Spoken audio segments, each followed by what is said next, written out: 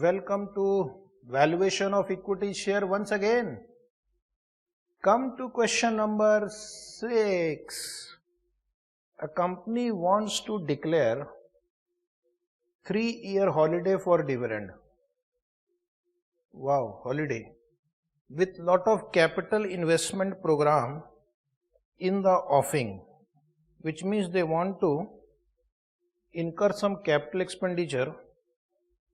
So 3 years they will not pay any dividend holiday.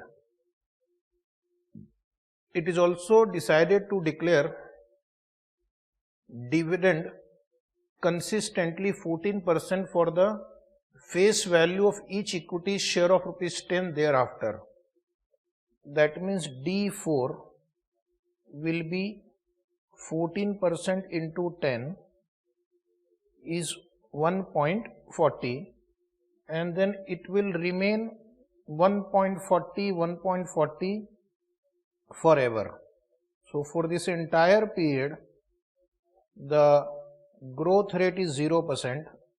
Same dividend 1.40 will be paid from year 4 till infinity. If this is understandable, then we can go ahead. Find out the present value per share of the company if the required rate of return on the equity share is 9%. Now in this question, the student has to be careful. D4 is given. D4. So if you apply the formula A upon R or D upon R, so D4 upon R will give you price at the end of year 3, not P0.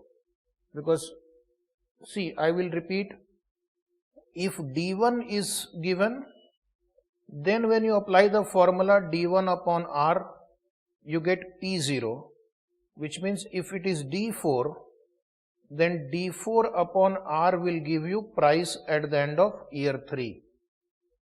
Price at the end of year 3, that means you will get an answer here, 1.40 divided by 9%. So whatever is that answer is not the final answer. It is expected price at the end of year 3, and then you have to again discount it and bring it down to year 0. So P0 will be P3 upon 1 plus R to the power n. This way you will solve the problem. So this type of question, why this question is taken? To tell you that if the first dividend does not start from year 1, then you will have to follow 2 steps. First, you will find out the present value of infinite dividend, that will give you the price, and then you have to discount the price to year 0 level. So write down, this will require 2 steps. Some of the students, what usually they do, they just take 1.40 divided by 9%, and then they think that the answer is over. It means according to you, whether you receive dividend in year 1, 2, 3, 4, 5 doesn't matter only. You will get same answer whether company starts paying dividend in year 1 or year 4. So that is not a correct answer. So what I'll do, first I will calculate the price at the end of year 3, P3. So in this chapter when I write P3, it means price at the end of year 3. When I write D4, it means dividend at the end of year 4, and that divided by KE. What is KE? Cost of equity. You can write cost of equity, you can write R, required rate of return. So that is equal to, just write below that, equal to 14% into 10 divided by 9%. So check, are you getting rupees 15.56? Are you getting rupees 15.56? If yes, then I'll go ahead. Price today P0 equal to 15.56 divided by 1.09 to the power 3. So P0 will be equal to P3 upon 1 plus ke to the power 3. This number 15.56 is after 3 years. So pull it down to year 0 and your answer would be how much? 12.02. Just check, this answer is 12.02. So 12.02 is the correct answer. If you just stop here, then it is a wrong answer, and out of 4 marks you may either get half mark or 0 marks. Now question number 7, same type of problem, one more practice. Question number 7 says the chairman of a company wanted to know the opinion of his policy of not declaring the dividend. One chairman says don't pay dividend. He feels money with the company is more productive than with the shareholders.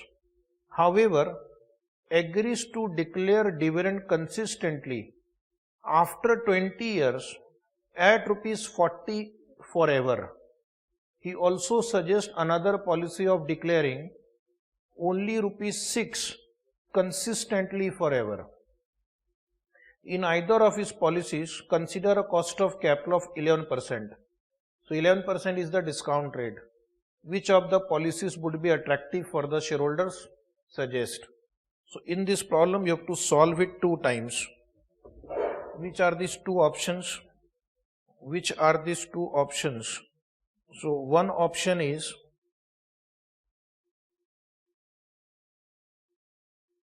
no dividend for 20 years. Don't pay dividend for 20 years.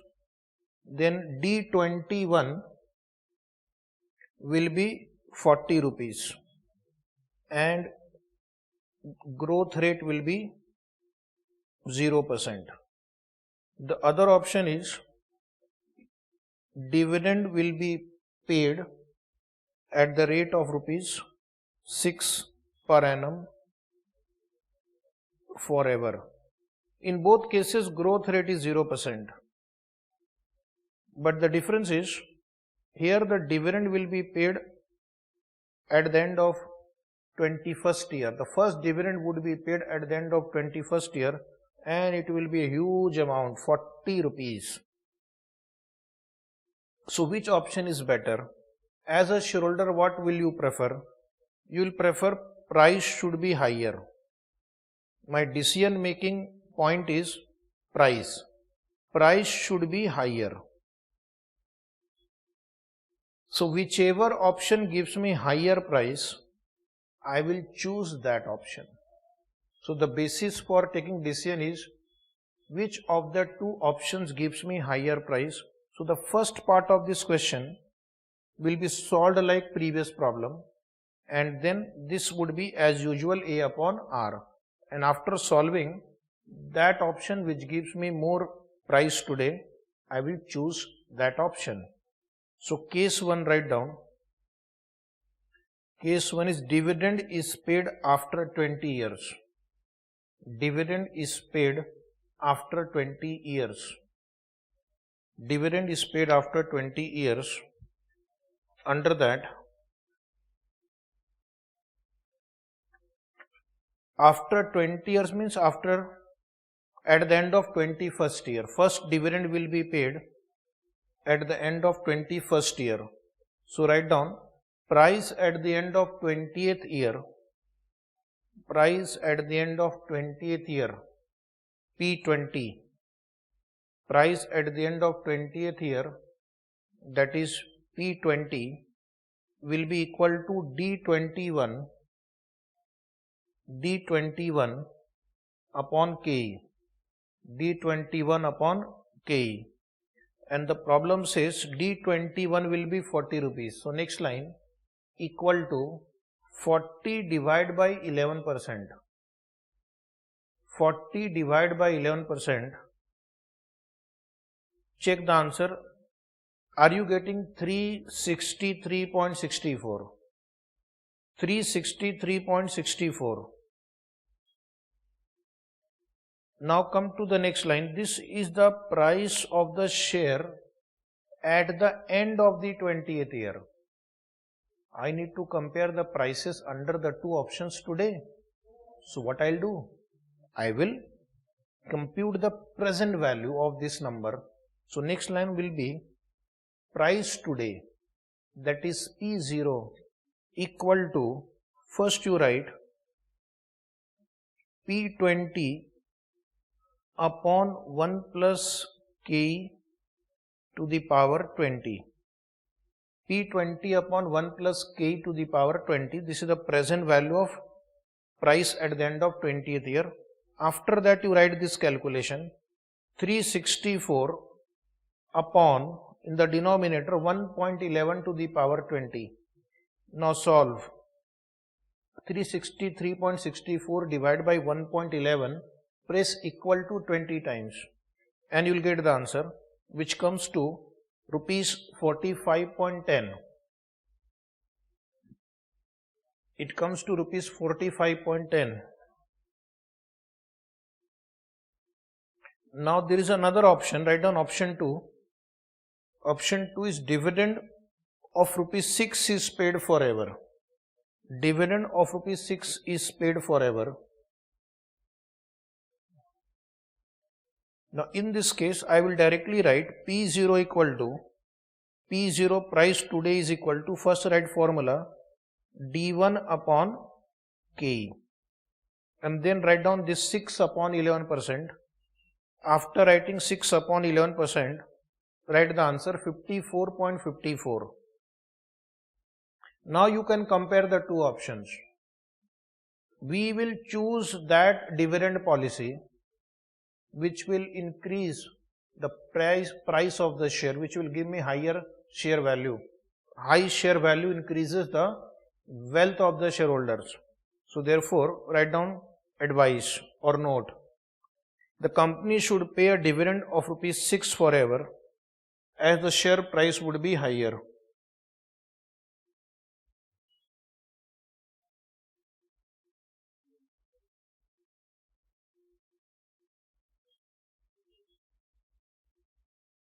Higher share price increases the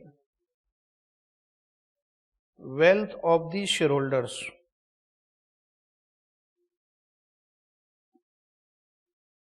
Higher share price increases the wealth of the shareholders. Higher share price increases the wealth of the shareholders. So this way you will conclude the answer by writing a good note. Just don't write option 2. That's it, full stop. Write something more.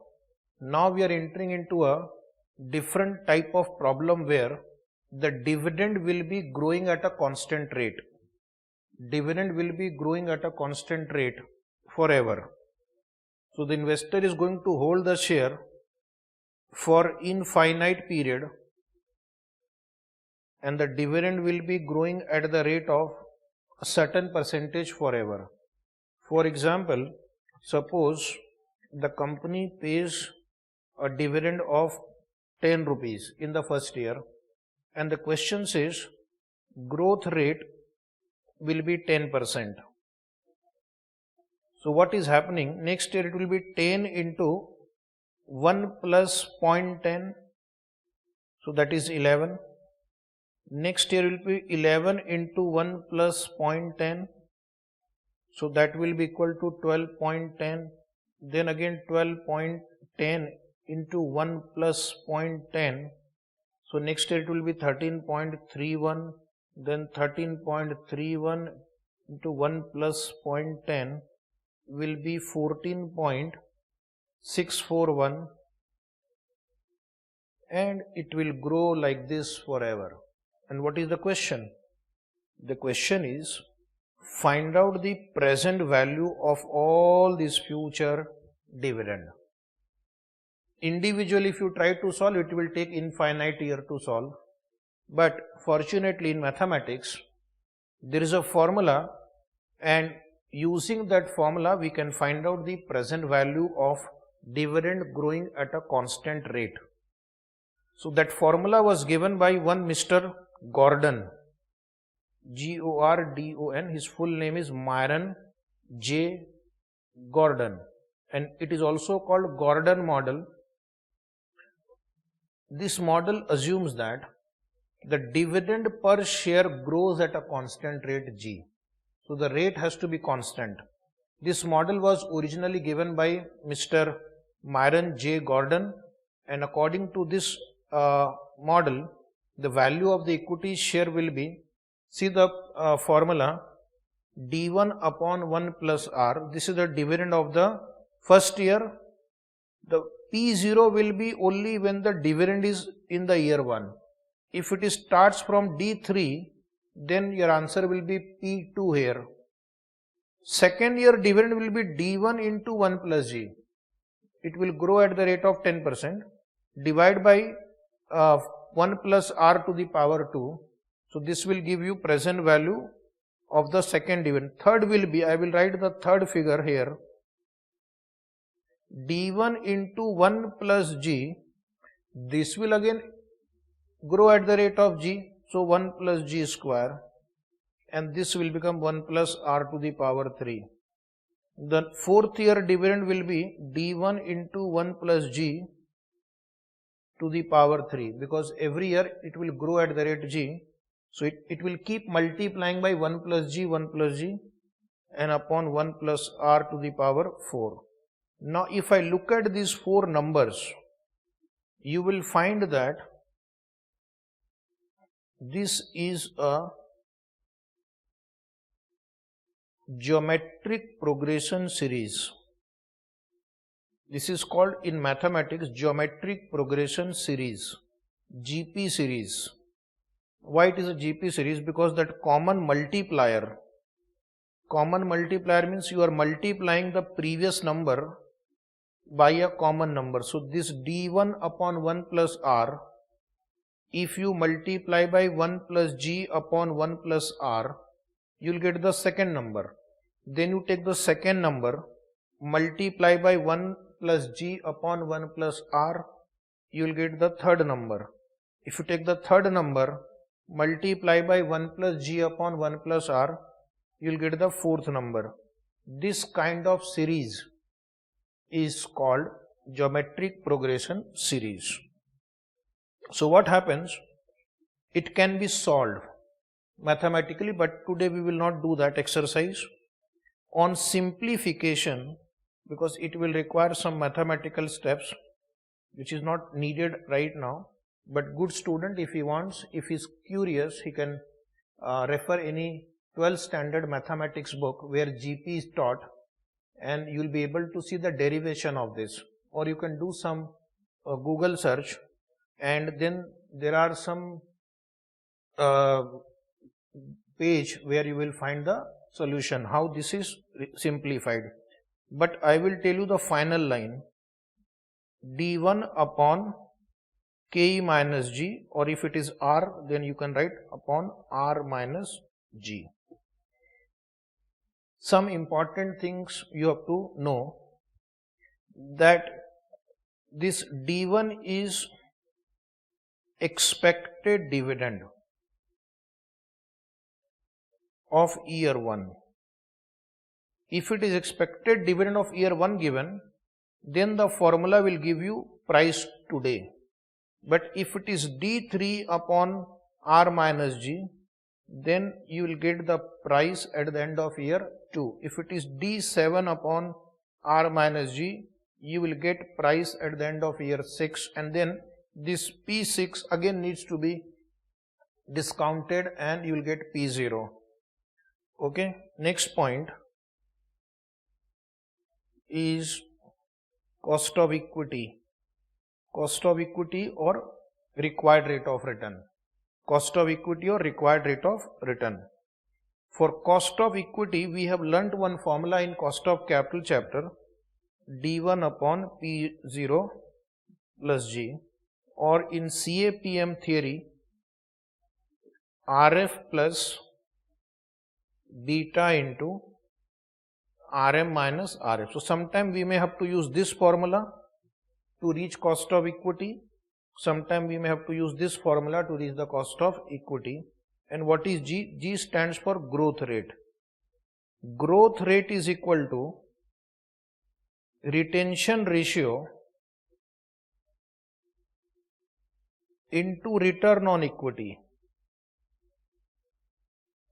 Sometimes growth rate is not given. So then you have to multiply retention ratio into return on equity. Then your question will be, what is retention ratio? Retention ratio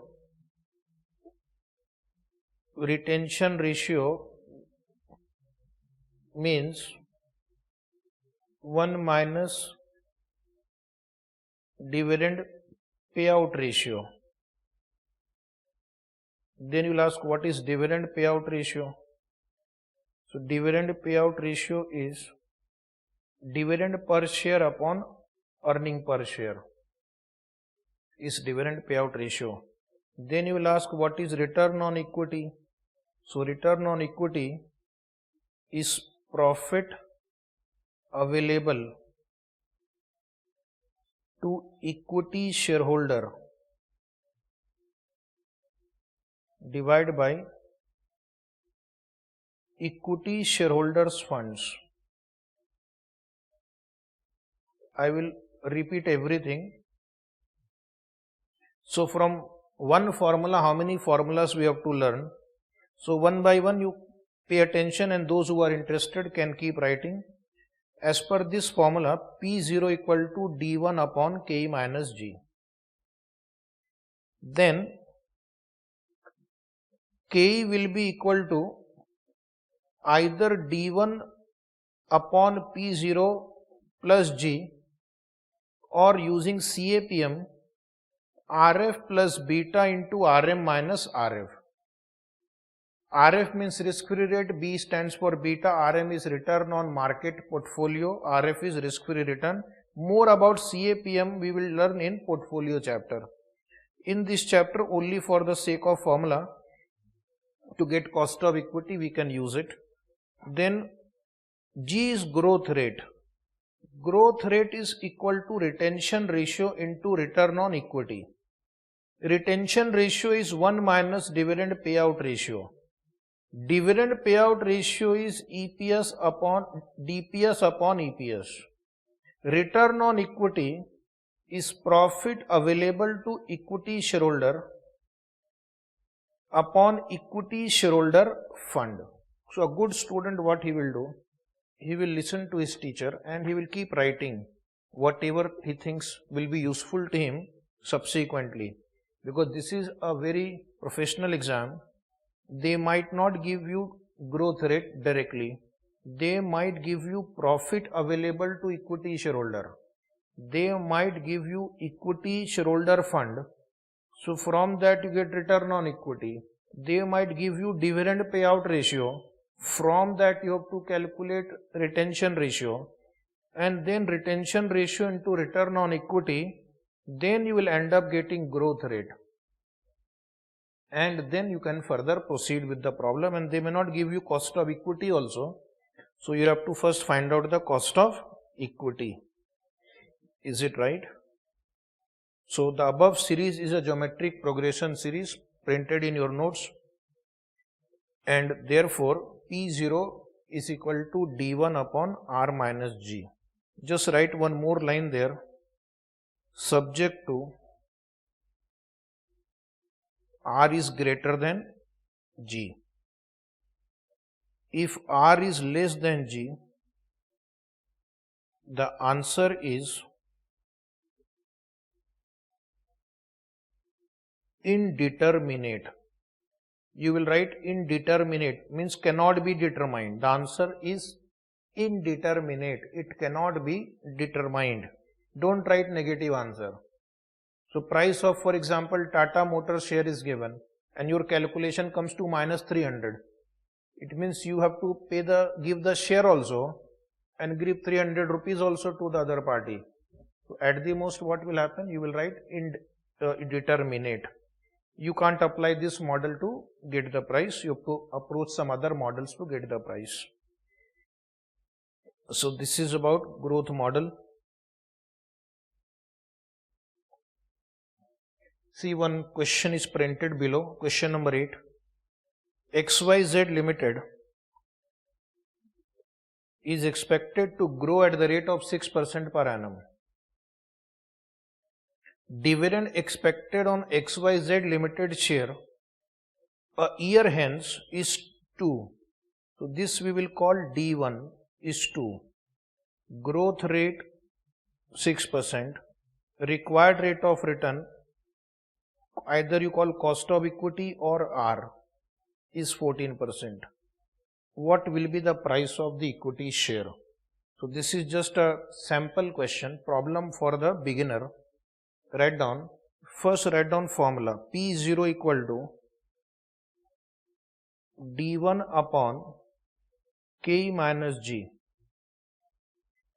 D1 upon K minus G. The origin of this formula is geometric progression series. Since D1 is given, we will directly get P0. Now write below P0 equal to 2 upon 14% minus 6%, 2 upon 8%, and that is rupees 25. Okay. 25 rupees is the answer. Now we will discuss about growth rate. Some time back I had written growth rate is equal to retention ratio into return on equity. Let us check. Growth rate depends on retention ratio and return on equity. Retention ratio is 1 minus dividend payout ratio, and return on equity is profit available to equity shareholder divided by equity shareholder funds. So there is a small example there. If a company earns a return on equity of 20% and pays 40% of its equity earning and plows back 60% of its equity earning, what will be the growth rate? So the question gives you data: return on equity 20%, retention ratio, plows back 60% of the earning means retention ratio is 60%. What will be the growth rate? The growth rate will be retention ratio into return on equity, 60% into 20%, 12%. So many times the student have asked me, how come retention ratio into return on equity be a growth rate? Please explain. So I am going to demonstrate why it is equal. Growth rate is equal to retention ratio into return on equity. So in your book, next paragraph, proof is written. What is the proof we are giving? We are giving the proof that retention ratio into return on equity is equal to growth rate. So you have 3 columns on the right side: year 1, year 2, year 3. Time to take out a pen and write. Point number A. Write down here. Total I have to write 1, 2, 3, 4, 5, 6, 7 lines. Accordingly you write point A, initial investment. Suppose equity holders have initially invested 1 lakh.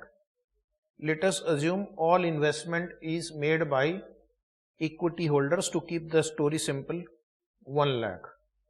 Point B, write down return on equity. In the previous example, return on equity was 20%.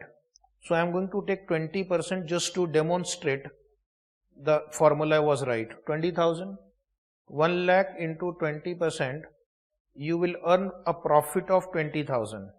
This is the profit earned. Point C, dividend payout at 40%. Dividend payout at 40% means out of 20,000, 40% will be distributed to the shareholder as dividend, that is 8,000 rupees. Point D, retention ratio. Retention write down at 60%. 20,000 into 60%. 20,000 into 60% is retained. So out of 20, once again, 8,000 paid, 12,000 retained. 8,000 paid, 12,000 retained. Now what will happen? You had started with 1 lakh plus you retained 12,000. This is plowed back in the business. So 12,000 will be available for next year now. So my closing investment or closing capital employed will be 1,12,000. 1 lakh was initial capital, 12,000 is retained earning. So now the next year we will begin by having a capital of 1,12,000. Just write down these 2 lines that I will require in the second year, because to calculate the growth rate I need a previous year data. This is the first year, so there is no previous year. So growth rate will be calculated in year 2 and year 3. So only what you do, growth rate of dividend, keep 2 lines blank. Growth rate of earnings, keep 2 lines blank, or just keep whatever space you can afford to keep blank. Okay, now come to the second year. This closing investment becomes my opening investment in the second year. Again the company earned 20%. So this year my return on equity will be 22,400. Again company will pay 40% dividend, 8,960. Again company will retain 60%, 13,440. So now my closing investment will be 1,12,000 plus 13,440 is equal to 1,25,440. Up to this you have agreed, so I need to just clean it. Yes. Now you see the growth rate of dividend. See the magic. 8,000 increased to 8,960. So growth will be 8,960 minus 8,000 divided by 8,000. So you can write like this: 8,960 minus 8,000 divided by 8,000. And if you do the calculation, you will get 12%. And what about the growth rate in earning? This is your earning. So this 12% is the growth rate in earning also. So write down, those who want to write, those who have understood, no problem. This example is only to convince you that why growth rate is equal to retention ratio into return on equity. So you will find that this is 12%. So growth rate in dividend and growth rate in earning, both will be 12% in our example. If you are still not convinced, then I have to go to year 3. So tell me, what should I do? Should I stop at year 2 or should I take year 3 also? So some students who don't trust me, they are saying take year 3 also. Okay. So initial investment is 1,25,440. This time you will do yourself. This number is 1,25,440. Take 20%, 25088. Take 40% of 25,088, 10,035.2. Take 60% of 25,088, 15,052.8. Add these 2 numbers. That is your closing investment. Up to this was calculation of basic numbers. Now growth rate. Let me ask you to take the difference of these 2 numbers on your calculator. 10,035.2 minus 8,960 divided by 8,960 into 100. So you will be happy to note this time also the growth rate is 12%. And one more time, earning growth. This is my earning, second line. Take on your calculator 25,088 minus 22,400 divide by 22,400 and you will get 12%. So earning growth, dividend growth, and even the share price growth, will remain 12%. Share price growth I will show you in another question. So therefore write down the conclusion. Therefore growth rate is equal to retention ratio into return on equity 0.60 into 20%, 0.60 into 20%, that is equal to 12%, is equal to 12%.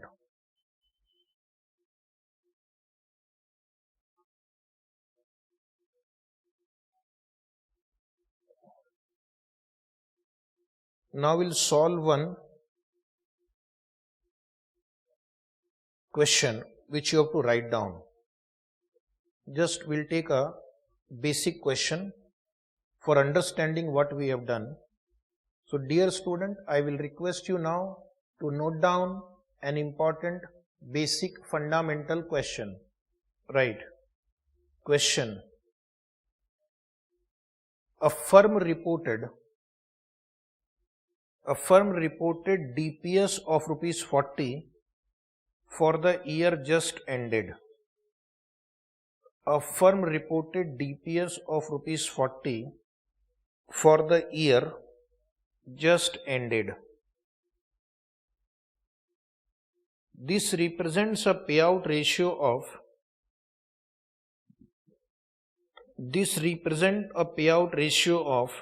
60%. This represents a payout ratio of 60%. The firm's book value per share is rupees 200. The firm's book value per share is rupees 200. The required rate of return is 22% per annum. The required rate of return is 22% per annum.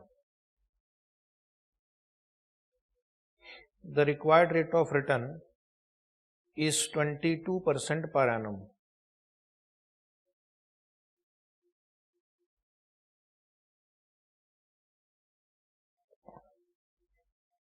So that is your discount rate. Calculate the intrinsic value of the shares using Gordon model. Calculate the intrinsic value of the share using Gordon model. Using Gordon model. Now don't write. Wait a minute. What is the formula for Gordon model? P0 equal to D1 upon R means required rate of return, R or K minus G. Now in this question, D1 will be equal to D0 into 1 plus G. We are given dividend for the year just ended, which we will call D0, and then payout ratio is given. Dividend payout DP ratio is given 60%, so which means retention ratio is given. Retention ratio is equal to 40%. Then you are given book value per share. Book value per share means shareholder fund. Book value per share means shareholders funds divided by number of equity shares. So you can either take total earning upon total shareholder fund, or you can take EPS upon book value per share to get the return on equity. So return on equity can be calculated as EPS upon book value per share. EPS upon book value per share. Instead of total earning and total shareholder fund, you can take one share EPS and one share. For one share, what is book value per share? And what is given? Required rate of return is given 22%. So what do I need? I need D1. For that I require growth rate. I require growth rate. For growth rate I require retention ratio into return on equity. I am just trying to develop how will you think, which means the whole answer now depends on growth rate, and growth rate depends on retention ratio into return on equity, which means unless I get return on equity, I can't move ahead. To get return on equity, you need EPS upon BVPS, book value per share. Now, can I find EPS in this question? Yes. Dividend per share is 40. Dividend payout ratio is 60%. So, can I guess EPS will be equal to 40 by 60%? Because dividend per share upon earning per share is dividend payout ratio. So, dividend payout ratio can be used to find out the earning per share. So, once you get earning per share here, I will use that earning per share to find out return on equity. So, this will be my first step. See the logic. Then I will get return on equity. Once I get return on equity, then I will get growth rate. Once I get growth rate, I will get D1. And once I get D1, I will get the price. So, this means this simple question will require you to go through 5 steps to reach the answer. So, write down step number 1, retention ratio. This is simple. So, in fact, if you count this also as one step, then it will become 6 steps. 1 minus dividend payout ratio. In our example, dividend payout ratio is 60%. So, retention ratio will be 40%, but you have to present in your answer sheet. This is where the students make mistake in the exam. You are in a hurry to go home and prepare for your other paper, and you don't do this step and you directly use it in your answer. We have to write all the calculations which is not there in the question paper. We have to show it. Step number 2 will be calculation of EPS. The problem has given you DPS and dividend payout ratio. So, EPS is equal to DPS upon dividend payout ratio. How much it comes to? Try 40 upon 60%. How much is 40 upon 60%? It is 66.67. Just check. Step number 3 would be return on equity. Return on equity. So, return on equity would be equal to EPS upon book value per share. You can either write total earnings upon total shareholder fund, but total earning and total shareholder fund is not possible. So, I can take EPS upon BVPS. So, write down 66.67 divided by 200. So, that comes to 33.33%. Then we will write step 4, growth rate. I have proved in front of you today that growth rate is equal to retention ratio into return on equity. Retention ratio is step 1 on the screen left side top 40%. Step 3 return on equity. So, you will write like this 0.4 into 33.33%, and that is final 13.33%. So this company's earning and dividend and price will grow at the rate of 13.33%. So now we are almost ready with the main answer. So this kind of question in the past they have asked for 4 to 6 marks. Seems easy once you do it, but first time when you do, you wonder what I need to first calculate. Now write down, therefore intrinsic value as per Gordon model. Intrinsic value as per Gordon model is equal to d1 upon r minus g. R means required rate of return. R means required rate of return of the investor. How much rate of return does he want, so that he will be motivated to invest in this stock. Return on equity is what he gets. Return on equity is what he will get. R is what he wants. So that is 22%. So discount rate is always what is the required rate of return the investor wants. So this calculation will be 40 into, now this 40 rupees is the last year dividend. So I have to make it next year dividend by multiplying by 1.1333. So this is the growth rate upon 0.22 minus 0.1333. So if you help me by taking the calculations, I can take more and more additional questions also. So just check the answer. Are you getting approximately 522.86, 84, 85, 86, 87? Welcome. Because if you use more digits here, this may change. I will ask you to write one more similar sounding question. Similar but not same. Ready? You want one more? Okay, please write. A firm reported BVPS of ₹70.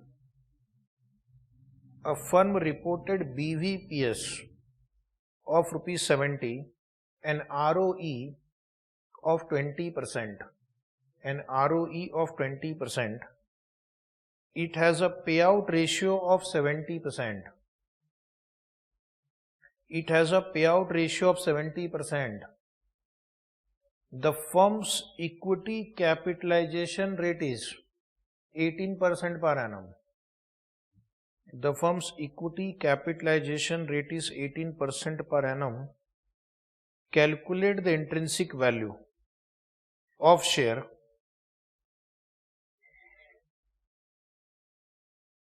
Calculate the intrinsic value of the share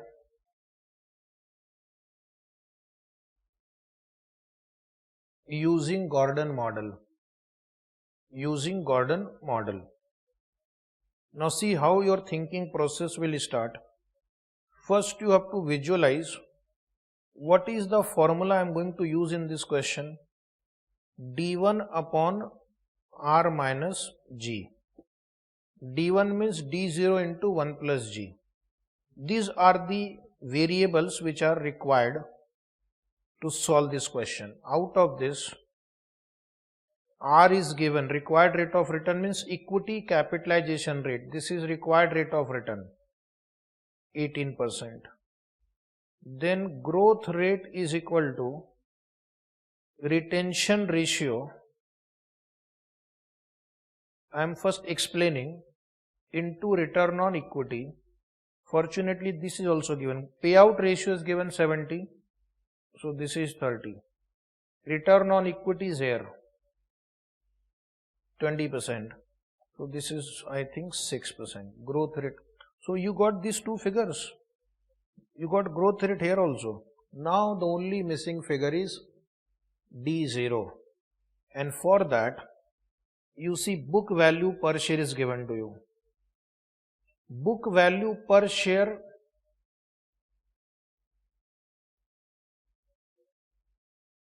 into return on equity will give you EPS. How? Just go to the previous question. In previous question, EPS upon book value per share, you have written return on equity. Yes or no? Say truth. Yes. So when I multiply these two, I'll get EPS. So EPS will be 70 into 20%. How much? 14. And payout ratio is 14 into 70%. So whatever is that, 8.40. Sorry, 9.80. 9.80. So you got D0 as 9.80. Now this is available, this is available, this is available, this is available. This way you have to break this kind of question into small pieces and solve. So write down first EPS. EPS is equal to BVPS into ROE. BVPS into ROE, 70 into 20%, 14 rupees. One line blank. Point number step 2. Calculation of DPS. DPS is equal to EPS into dividend payout ratio. EPS into dividend payout ratio equal to 14 into 70% is equal to 9.8. So we got second number, dividend. Step 3, retention ratio is equal to 1 minus dividend payout ratio. This is kind of question has been asked for 4 to 6 marks. Every step will give you 1 mark. So 1 minus dividend payout ratio is 1 minus 0.70 is 0.30. Now I am ready to calculate growth rate because we got retention ratio, return on equity is already supplied to you. So therefore step 4, growth rate is equal to retention ratio into return on equity. Retention ratio into return on equity, and that is equal to 0.3 into 20. 0.3 into 20, 6%. So once all these basic numbers are ready, then you write step 5. Step 5 will be intrinsic value as per Gordon model. Intrinsic value as per Gordon model is equal to D1 upon R minus G. D1 will be D0 into 1 plus growth rate. So D0 is 9.80 into 1.06 upon 0.18 minus 0.06, and that is equal to, check the answer, don't copy, you will do yourself, 9.80 into 1.06 divided by 12%. That comes to 86.57. 86.57.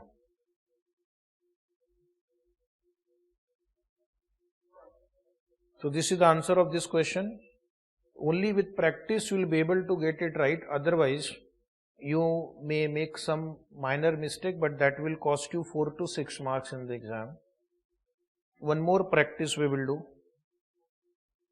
Write down one more question, basic fundamental questions, and they will be required to solve some more advanced question which we are going to take soon. First, I need to make you familiar with all the basic concept, and then in a bigger question all this concept will be required.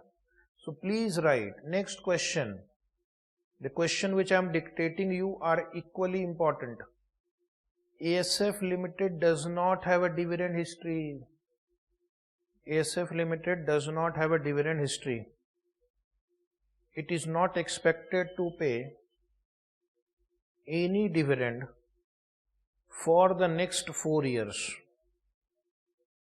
It is not expected to pay any dividend next 4 years. then write it is expected to pay a dividend of rupees 15. It is expected to pay a dividend of rupees 15 at the end of the 5th year.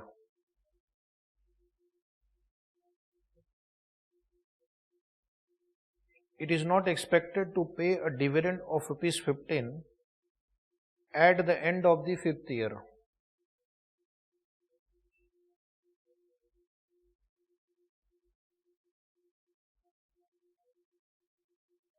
This will grow at the rate of 5% per annum forever.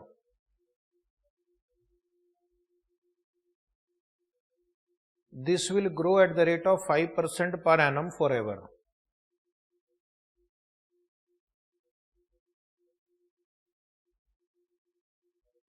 The firm's equity capitalization rate is 15% per annum.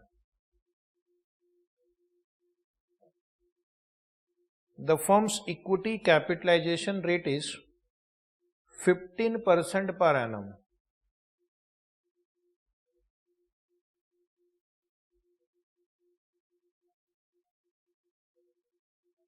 Calculate the intrinsic value of the share. Calculate the intrinsic value of the share today. Write down today. What you will get is not today by directly applying the formula using Gordon model. In this question, you have to find P0. Problem says for next 4 years, no dividend. In the 5th year, dividend will be paid D5, 15, and thereafter till infinite period the growth rate will be 5% per annum and your required rate of return is 15%. So this will require 2 steps. When you are going to use the formula D5 upon R minus G, you will get price at the end of 4th year. D5 upon R minus G will give you the present value 1 year before that. That is how the geometric progression formula works. So I will get P4 and then step 2 P0 will be P4 upon 1 plus R to the power 4. Price at the end of year 4 discounted by 4-year factors. Right? So can we solve this question? Say yes. Write down in detail in good handwriting. 2 persons should be able to understand. 1. You. 2nd. ICI or your institute. So please write down dividend at the end of the 5th year D5 is equal to 15. It's already given. Dividend at the end of the 5th year is D5 is 15. Then write down growth rate is equal to G is equal to 5%. Cost of equity K is equal to 15%. This way you will present the simple question in the exam for 4 marks. Nowadays they have stopped asking such easy question, but this will be required in my some advanced version. Price at the end of the 4th year P4 is D5 upon K minus G. D5 upon K minus G. D5 is 15 rupees. K is 15% minus 5%. 15 by 10%. Without calculator, 15 by 10%, 150. 150 is not the final answer, although many students in the exam, they stop at 150. That is because there is lack of enough practice. If you stop at 150, you have almost done 90% of the task, but still out of 4 marks, they may or may not give you 1 mark. Price today P0 equal to P4 upon 1 plus K to the power 4. P4 is 150. Divide by 1.15 to the power 4. Solve. Try to solve. 150 divided by 1.15, 4 times equal to. And that gives you 85.76. 85.76. That is over. That was such a simple question. The purpose of taking this question was to tell you that if you don't get dividend in the first year, then you have to do discounting second time for the price that you will get in the first answer. Do not stop here, otherwise you will go wrong. And I have seen, based on my experience with so many students, that they make this mistake. So dear student, now I am going to discuss one more question with you. Write down. ASF Limited is expected to pay dividend of rupees 20. ASF Limited is expected to pay dividend of rupees 20. This will grow at the rate of 6% per annum forever. This will grow at the rate of 6% per annum forever. The firm's equity capitalization rate is 14% per annum. Wonderful. D1 is given, R is given, G is given. Calculate intrinsic value of share. Calculate intrinsic value of share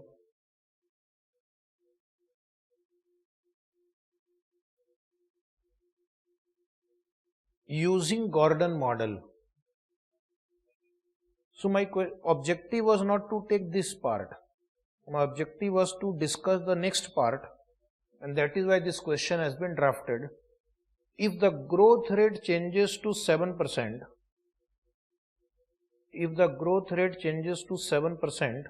calculate the new share price. So obviously if the growth rate changes, the share price will also change. But first answer first. First answer doesn't require any explanation. These three variables that I require to solve is given to you. So expected dividend is equal to D1 is equal to 20, growth rate G equal to 6%, cost of equity K is equal to 14%. In the classroom, suppose we don't have much time, I can allow you to skip it, but in the exam if you write like this, then you will get full marks. Otherwise, in the answer sheet which students get after the results are declared, they show me their answer sheet, and even though his final answer is right, the institute gives out of 5, 3 marks, 2 marks, and then when you ask them why you have deducted marks, they say presentation is poor. So why do you give them a chance to deduct marks? Write everything in detail in the exam, as much detail as you can. Current share price based on this original data, D1 upon K minus G, 20 upon 14% minus 6%. So check the answer. That is 250 rupees. 250 rupees. This is first answer. My objective was not to solve this one, but that is required for next answer. Now you come back to your question. It says if the growth rate changes to 7%, calculate the new share price. So my question is, what about the dividend? A company is expected to pay a dividend of rupees 20. Now this question does not mention whether this D1 includes growth rate or does not include growth. We don't know. We don't know whether this effect of growth is included in this, or the growth in the dividend will take place from the second year onwards. So that is a little doubtful area now. If you assume that, suppose it's a new company, there is no past dividend, so it is going to pay the first dividend itself, which they have planned to pay 20 rupees, and thereafter from second year onwards it will grow at the rate of 6%. The other possibility may be that this D1 is the product of D0 into 1 plus G is D1. Therefore, first I need to find D0.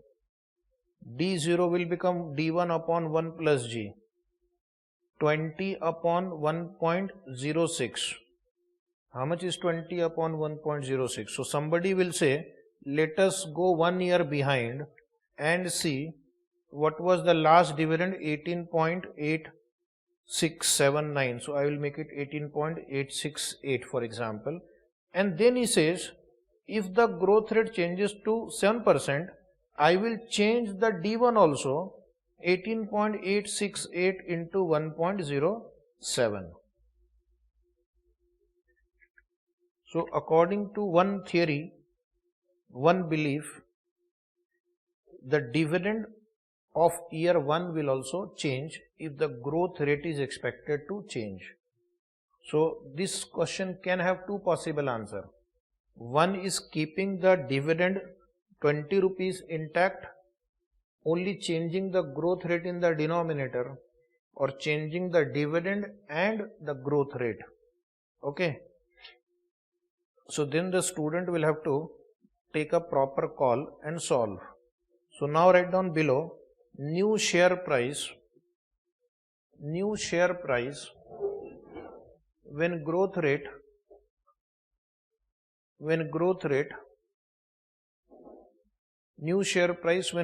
rate changes to 7%. New share price when growth rate changes to 7%.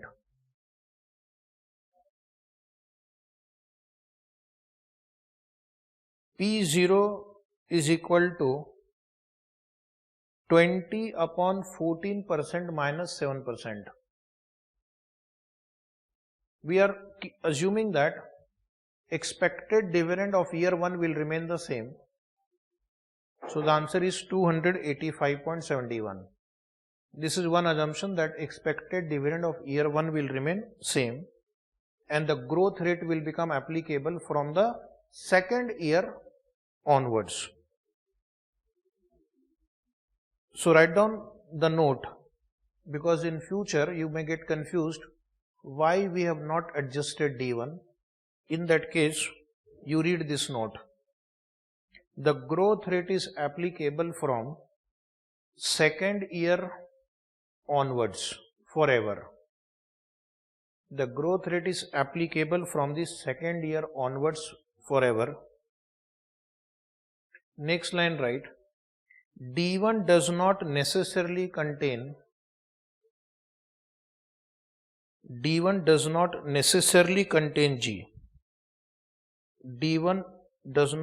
necessarily contain G. So it may be directly the expected dividend is given, which the company has planned to pay at the end of year 1. Whatever growth rate they have mentioned is applicable from second year. So if growth rate changes, D1 does not change. If growth rate changes, D1 does not change. It is better to write an assumption in the exam. It is better to write an assumption in the exam. So what is the assumption? That D1 does not contain growth rate. Growth rate is applicable from the second year onwards forever. So this is the assumption you will write for such question in the exam. This chapter you will find one more problem is that the drafting of the question many times is not clear, and therefore the student may get confused. Like this question, it can have two answers, so it is better to write the assumption. If you have the time, you solve by both the assumptions, then they don't have any scope to deduct your marks. Now next, write down one more question where again you will see there is a drafting issue, and therefore this question can also have two answers. Write down next question. ASF Limited pays a dividend of rupees 17 per share. ASF Limited pays a dividend of rupees 17 per share. Equity capitalization rate is 15%. That is your discount rate. Growth rate is 5%. Growth rate is 5%. Calculate intrinsic value of share. When you read it for the first time, it seems easy, but then this word pays is problematic. So what is the interpretation of pays a dividend? Pays a dividend of 17 rupees per share. Now from exam point of view, is it D0 or is it D1? That is the question that is there in your mind. And if you assume D0, but the institute was assuming D1, your answer is wrong, because it doesn't have more than one step. There is only one step. If you get it right, you get marks. If you assume D1 and the institute assumes D0, then also you are at a risk. So when you are in doubt, what you should do? Write the assumption and solve. We will assume that. We will assume that, and start your assumption at the beginning to draw the attention of the examiner. We will assume that dividend given in the question is next year's dividend. We will assume that the dividend given in the question is next year's dividend. Dividend given in the question is next year's dividend. If that is the assumption, then your answer is very simple. Therefore, intrinsic value of the share. Therefore, intrinsic value of the share. Write down next line, P0 equal to D1 upon K minus G, and then write down this calculation, 17 upon 15% minus 5%, 17 upon 15% minus 5%, and next line write down the answer. Are you getting 170 rupees? Yes. So the answer is 170. What you can do in the exam, because it's a small question, you can solve the other method also, solve with other assumption also. So write down note, alternatively, we can assume that the dividend given in the question is last year's dividend. Alternatively, we can assume that the dividend given in the question is last year's dividend, comma, in that case, comma, the answer will be intrinsic value of share is equal to, intrinsic value of share is equal to, first to write the formula, P0 equal to D0 into 1 plus G upon K minus G, upon K minus G.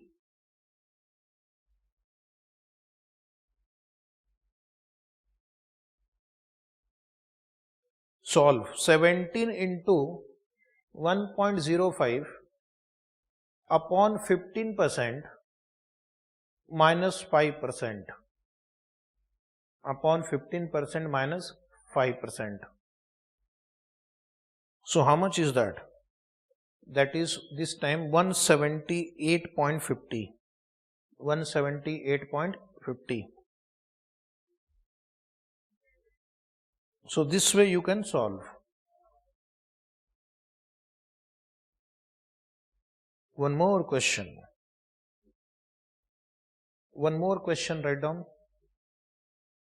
Please practice all these questions one more time. Before we start the next lecture, I will suggest you go through this question one more time, because now the level of question will suddenly go up.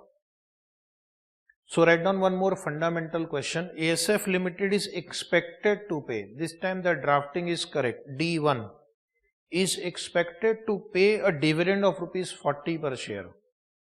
Is expected to pay a dividend of rupees 40 per share.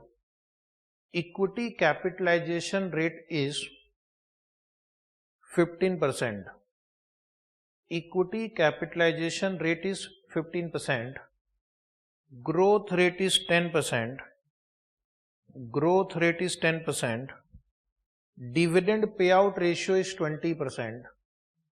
Dividend payout ratio is 20%.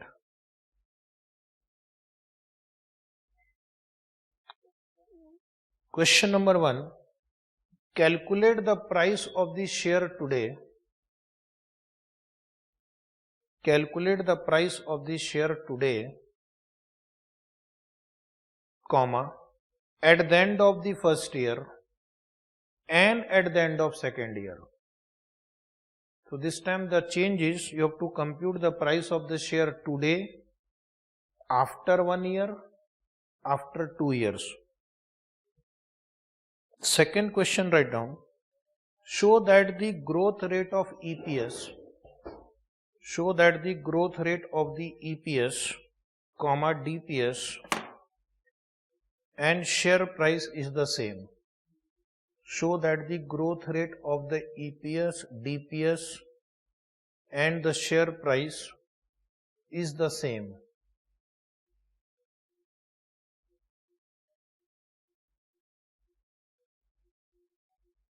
So first we will find out the price of the share today. Write down price of the share today, P0 equal to D1 upon K minus G. D1 upon K minus G equal to 40 upon 15% minus 10%.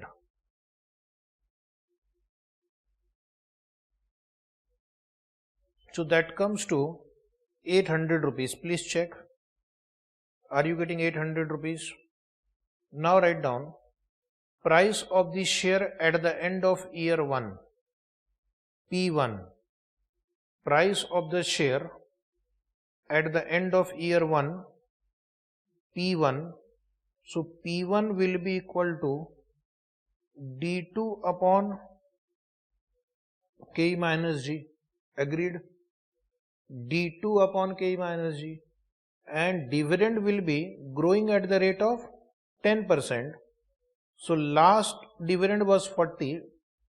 D1 was 40. So D2 will be 10% more.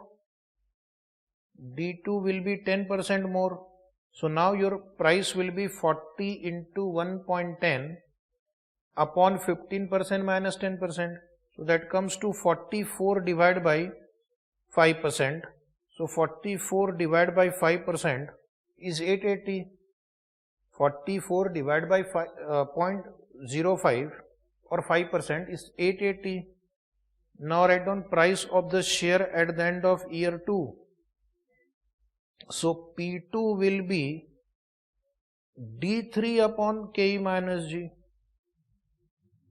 P2 will be D3 upon K minus G. And D3 will be D2. 44 is D2 into 1.10 upon 15% minus 10%. You can write this. Solve. So your dividend will become 48.40 divided by 5%. 968. 968. So this was your first question. Compute the price of the share at the end of today price of the share today, at the end of first year, and at the end of second year. So what are the prices that you got? 800, 880, 968. So I will require this number in the next table. So please, you will provide me this number. Second question is, show that the growth rate of DPS, EPS and the MPS is the same. So I have dividend with me. 40 rupees is dividend. Can you see this 40? Then this 44 and this 48.50. 48.40. So these are your DPS of the 3 years. And these are the MPS of the 3 years. Only I need to find out EPS, earning per share. So I can find EPS also, because the payout ratio is 20%. So I can use dividend per share divided by dividend payout ratio to get the EPS. So I'll ask you to write neatly. And this problem is taken to demonstrate that growth rate of DPS, EPS and price will be the same. Right. Next, step number 4. Growth rate of DPS, EPS and price. Growth rate of DPS, EPS and price. 3 columns on the right side. Year 1, year 2, year 3. Point number A, DPS.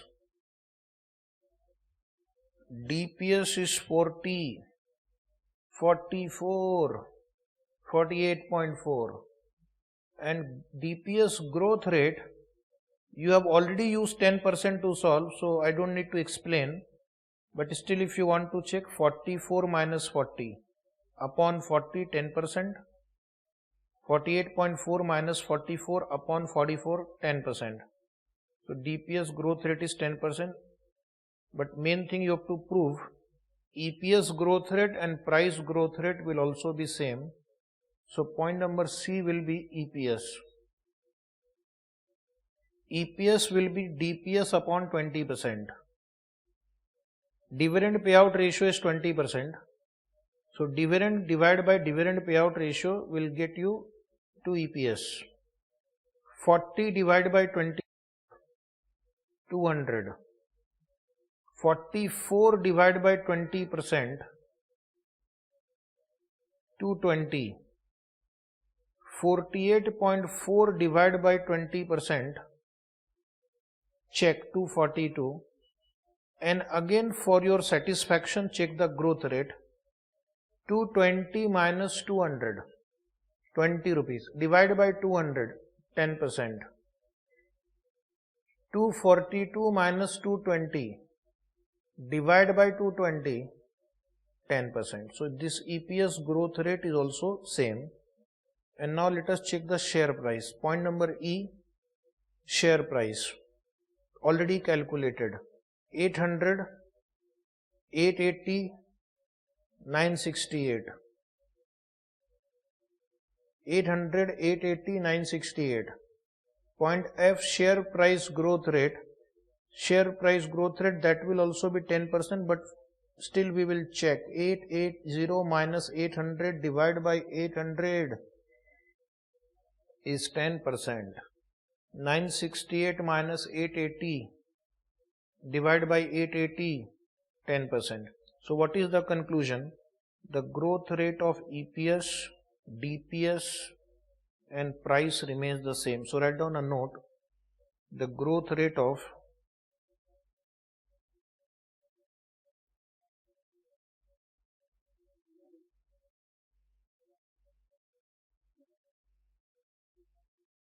EPS, DPS and price remains same.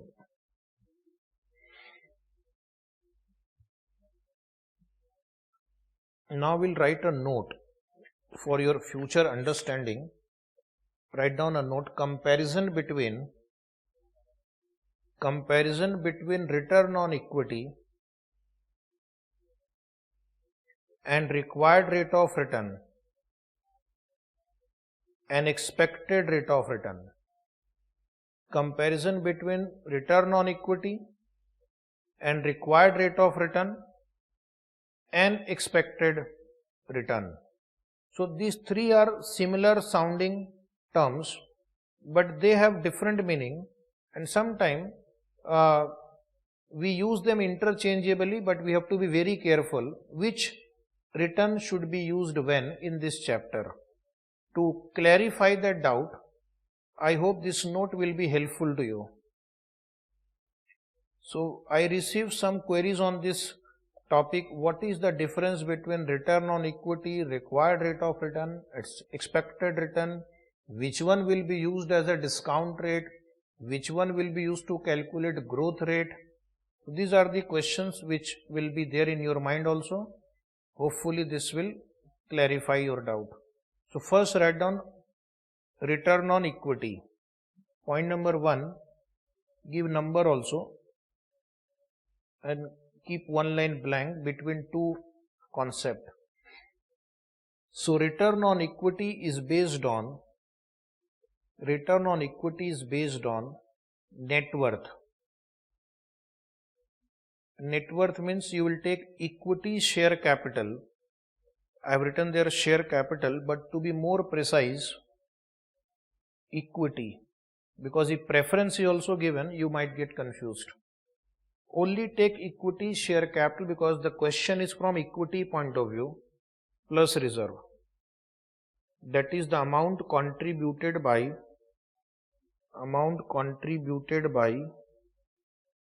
equity shareholders. The amount contributed by equity shareholders. It is calculated as ROE is equal to PAT upon net worth. PAT upon net worth. Or you can write EPS upon BVPS, depending upon your question, or EPS upon BVPS, book value per share. Today we have used that formula 2 times. Next line write down, very important, and then underline after writing. ROE is not used as a discount rate. ROE is not used as a discount rate. It is used for forecasting growth rate. It is used for forecasting growth rate. That is, G is equal to B into ROE. What is B? Where B is retention ratio.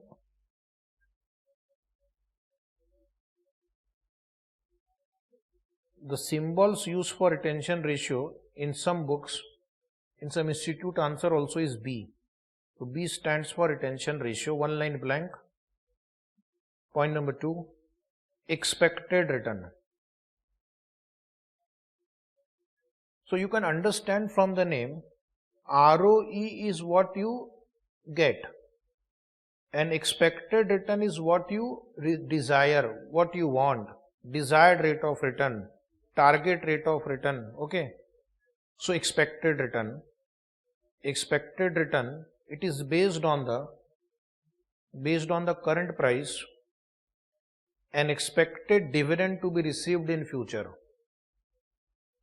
It is based on the current price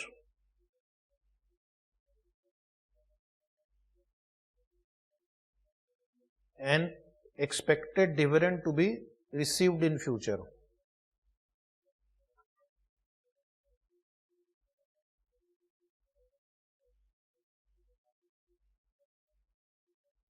As per Gordon model,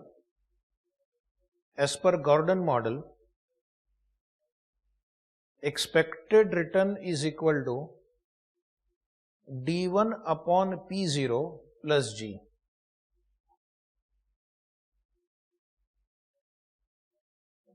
Or write down, or expected return is equal to only d1 by p0 when growth rate is 0%. When growth rate is 0%. First to write down, then I am going to explain with the help of some number. Expected return, and then write down, so expected return is calculated with the help of P0. So expected return is calculated with the help of P0.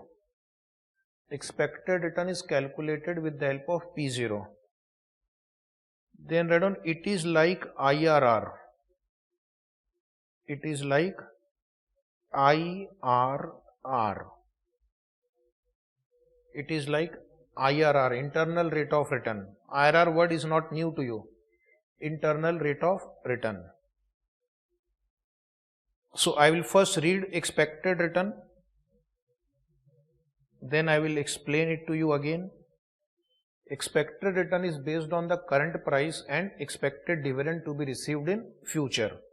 So in case of dividend growing at a constant rate G, expected return can be calculated by d1 upon p0 plus g, and if dividend is constant, d1 upon p0. It is like IRR calculation. So now understand with the help of an example. Don't write. Suppose I buy a share today for, let's say, 120 rupees. I buy a share today for 120 rupees. This is what I invested. And this share is going to give me a dividend of 18 rupees. This share is going to give me a dividend of 18. I don't want to complicate. I'll just take 18 rupees per annum forever. I invested 120. This investment will give me 18 rupees per annum forever. So with this investment and with this income, what is my expected return? So you will say expected return is equal to 18 divided by 120 into 100. So let me check how much is that. 18 divided by 120. 15%. This is expected return. By buying this share, I can expect to earn 15% based on the amount I pay and the income that I get. And the same logic is applied here also. In case if the dividend is growing at a certain rate, if I buy the share at this price, how much rate of return I am going to generate from the future dividend. Now next is required rate of return. What is required rate of return? It is based on, write down, now concentrate on this. It is based on the risk of the stock. It is based on the risk of the stock, an alternative investment opportunity, available in the marketplace. It is based on the risk of the stock, an alternative investment opportunity available in the marketplace. It is used as a discount rate to calculate. It is used as a discount rate to calculate the price the investor is willing to pay. It is used as a discount rate to calculate the price the investor is willing to pay. So what is required rate of return? It is the rate of return which the investor would like to earn based on the risk that he is taking and the alternative investment opportunity which is available. So you will write here one formula. Required return is equal to risk-free return plus beta into RM minus RF. Because he is taking risk. Beta is a measurement of risk. Beta measures how risky is the stock. So when I am investing in the stock market, I want a certain risk-free return, and I want a risk premium for the kind of risk I am taking. So this much return I should be compensated with. That is called required rate of return. Then the student will ask, then why do we use expected return and required return as a discount rate? Because it is possible that expected return and required return may be equal also.